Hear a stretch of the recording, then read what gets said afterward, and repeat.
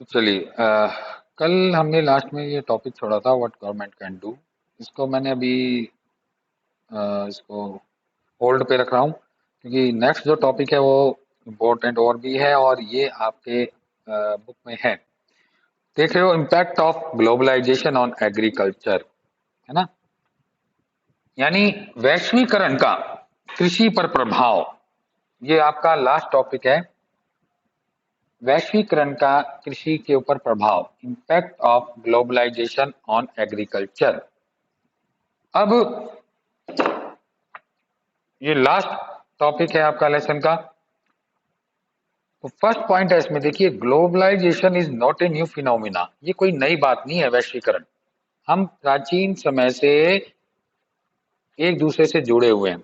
अब राजाओं के समय की बात कीजिए, अगर राजाओं के समय की देखें, चाहे आपको याद है टीपू सुल्तान या इनके बारे में, जिन्होंने ब्रिटिश के व्यापार को रोक दिया था अपने केरल के तट से चंदन की लकड़ी को ले जाने के लिए, है ना।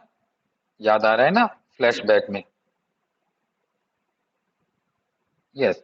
और इसी के साथ साथ और भी राजा थे जिनके अपने आसपास पड़ोसी देशों से समुद्र के द्वारा व्यापार होता था। साथ में हमने सेवंथ क्लास में एक बार पढ़ा है सिल्क रूट, रेशम मार्ग। यस, रेशम मार्ग का जिक्र किया था ना एक बार, ध्यान हो, रेशम मार्ग, जिसमें लोग जाते थे रास्ते में, जो ईरान, इराक से भारत और चीन तक, रशिया तक फैला। अच्छा, आवाज कट के आ रही है, एक सेकंड होल्ड कीजिए। हम्म, आवाज कट के आ रही है, नो प्रॉब्लम, अभी हमारे पास और भी इलाज है। हम्म, अब सही आ रही होगी आवाज बेटा।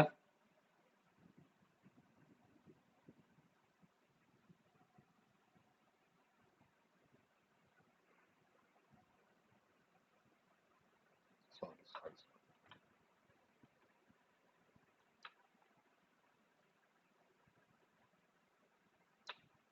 एक सेकंड।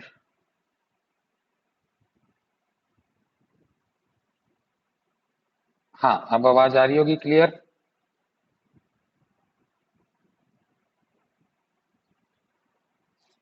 ओके, डबल तो नहीं आ रही बेटा आवाज।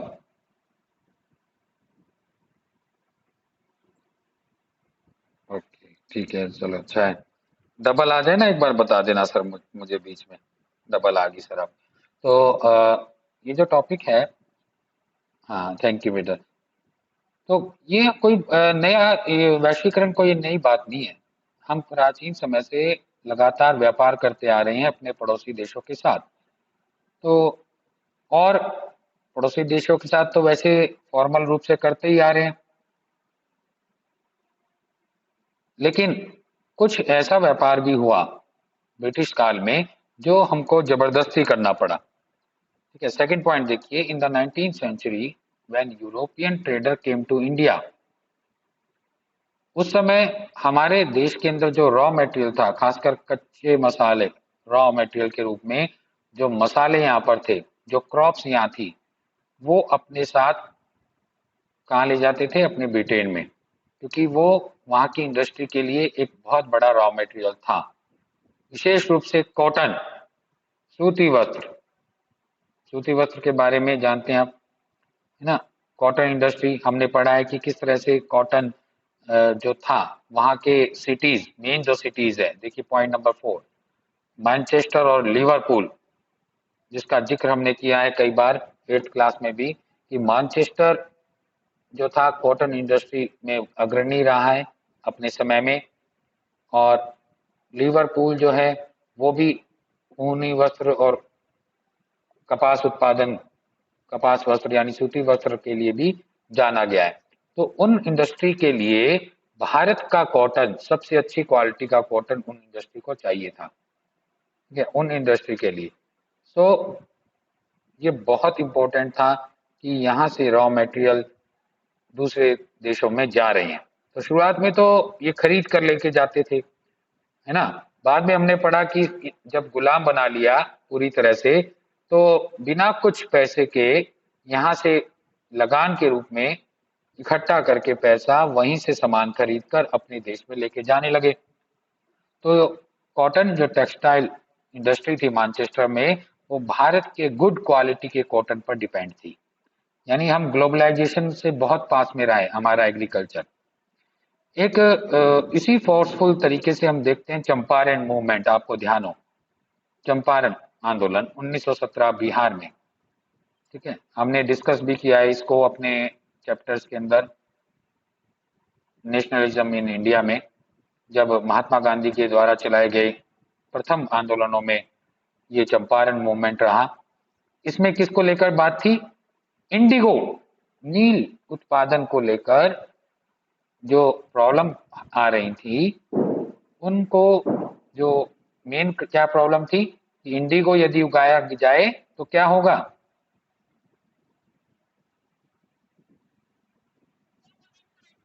यस, जमीन खराब हो जाती है और वो किसी अनउपजाऊ हो जाती है, अनफर्टिल हो जाती है, वो किसी और खेती के लायक नहीं रहेगी। तो फोर्सफुली किसानों से वहां उगवाया गया। और बिहार से पहले, हाँ बेटा माइक ऑफ कर दीजिए, म्यूट कर लीजिए अपना, जब क्वेश्चन पूछूं तब तुरंत जवाब दें। हाँ थैंक यू बेटा। सो चंपारण जो मूवमेंट था, इसके साथ साथ, इससे ये नहीं ये पहला इंडिगो मूवमेंट था, इससे पहले हमने पढ़ा है क्लास में कि किसानों ने और आंदोलन भी किए थे। ठीक है, भारतीय नील का उत्पादन जो था वो किसानों ने उगाने से मना कर दिया था। जब हमने पढ़ा था उसमें कि और तो ये सड़क आ गई थी अपने हथियार लेकर, जो उनके घरेलू हथियार थे, बेलन, चकला, जो भी चक्कू वगैरह रसोई के हथियार, और किसान अपने हथियार लेकर जमीन बगान मालिकों के खिलाफ खड़े हो गए थे। तो वो एक आंदोलन इससे पहले भी हुआ था इंडिगो का। तो यानी ग्लोबलाइजेशन लगातार भारत में होता रहा है एग्रीकल्चर को लेकर। अब है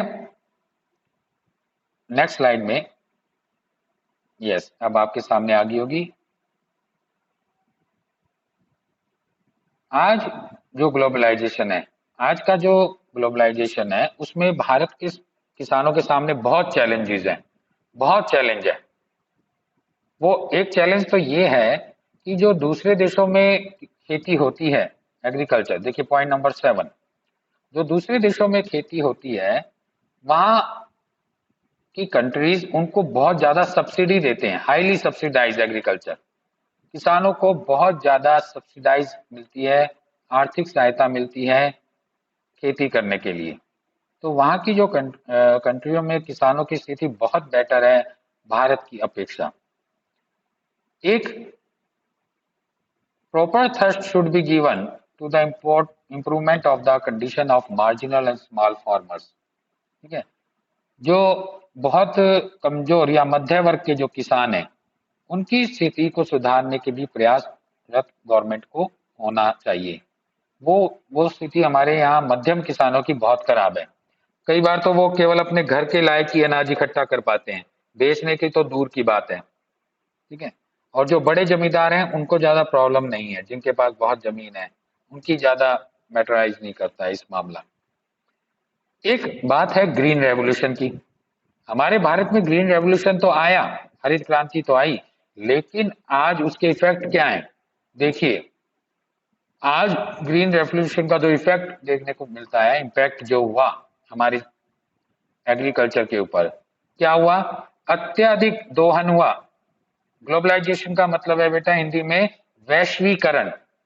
वैश्वीकरण, जब एक व्यापार या कृषि या जो भी मान लीजिए प्रोडक्ट दूसरे देशों को बेचा जाए, तो यानी हमारे दूसरे देशों से संबंध है व्यापार के रूप में, उसे ग्लोबलाइजेशन कहते हैं। ठीक है, हम अपनी तक की सीमित नहीं है, हम दूसरे देशों से भी व्यापार करते हैं, उनको चीजें बेचते हैं, उनसे चीजें खरीदते हैं। कोई भी एक ऐसा देश नहीं है बेटा, कोई भी सिंगल कंट्री नहीं है जो अपने आप में इंडिपेंडेंट हो, कोई भी, अमेरिका तक भी नहीं है, ना चीन है। चीन भी बहुत से उत्पाद जो है दूसरे देशों से मंगवाता है।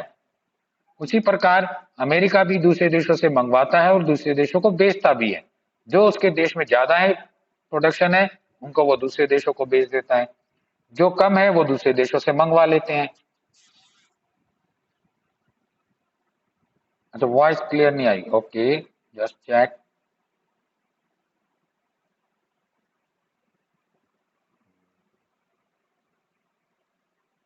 ओके, अब सही है बेटा?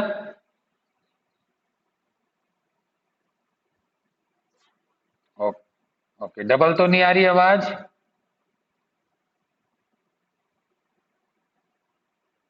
डबल तो नहीं आ रही आवाज?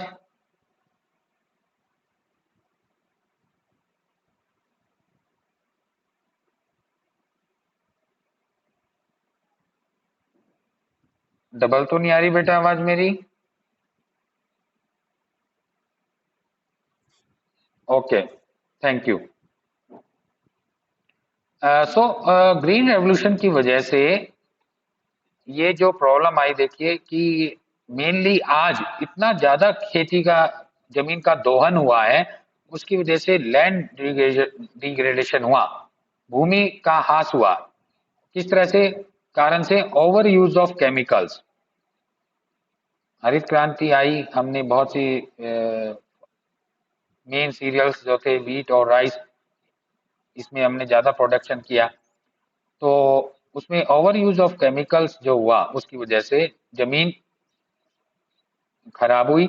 और साथ में लिखता है, देखिए, ड्राइंग एक्वीफायर्स। ड्राइंग एक्वीफायर में भूमिगत जमीन का पानी का ज्यादा से ज्यादा दोहन हुआ, जमीन के पानी को ज्यादा से ज्यादा निकाला गया, और जिन जगहों पर सिंचाई नहीं थी, बारिश की सुविधाएं नहीं थी, वहां ये ज्यादा हुआ।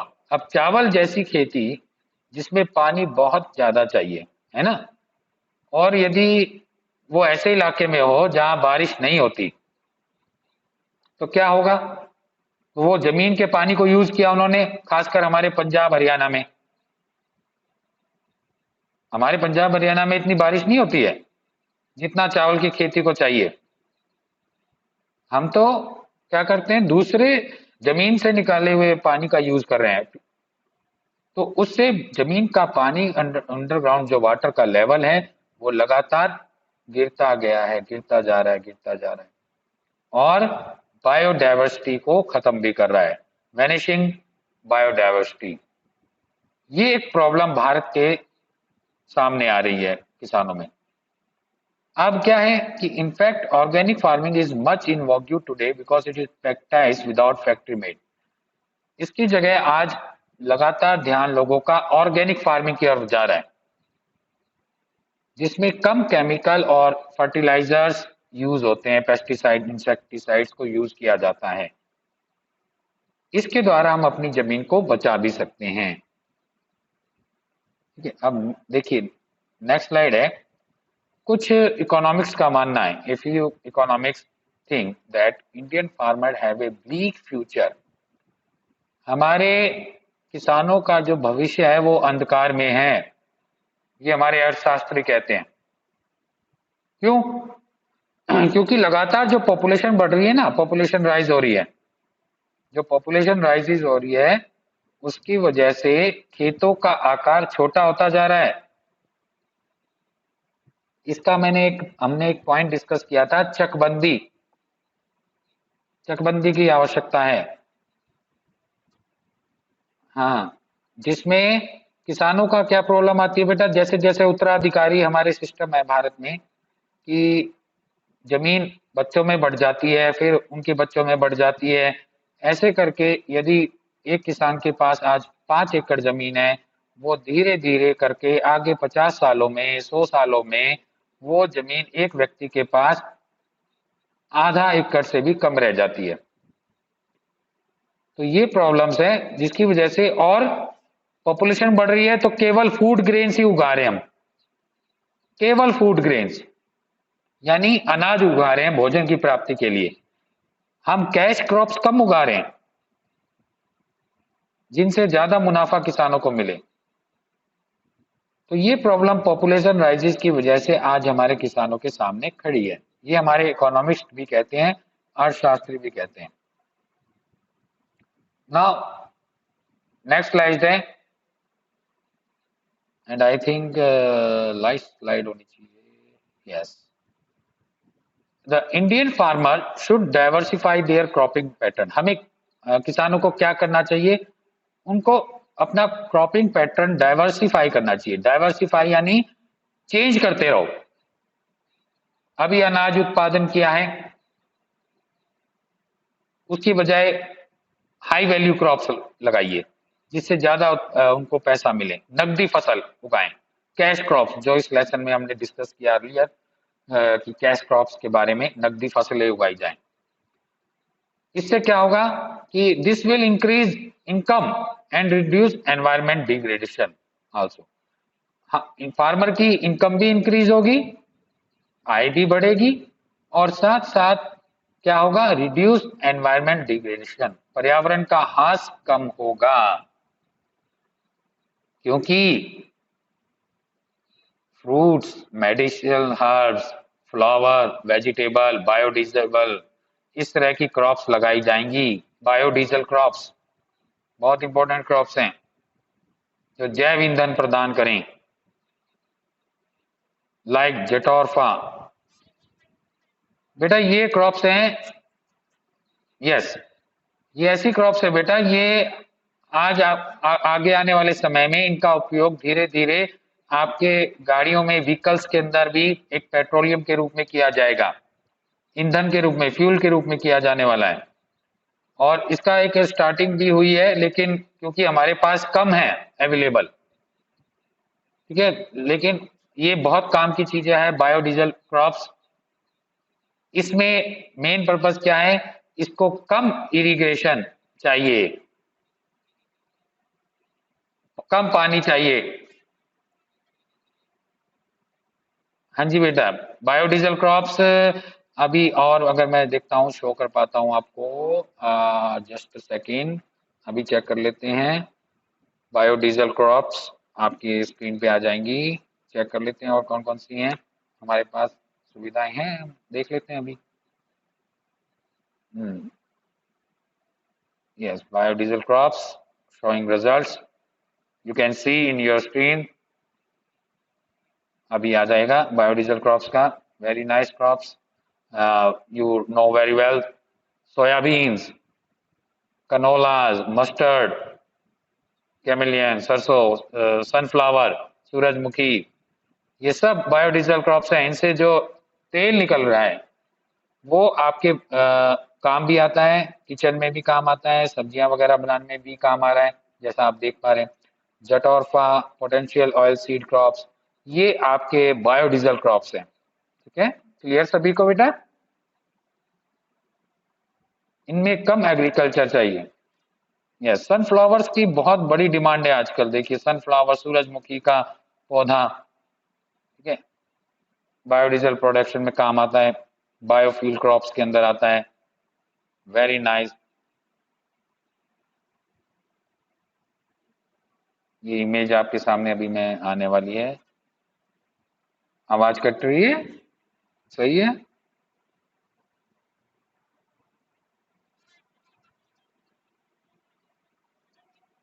हाँ बिल्कुल बिल्कुल। हाँ बेटा, इन्हें देखिए बेटा, इनका जो सीड से ऑयल निकल रहा है, अभी इस पर हमारी रिसर्च भी चल रही है।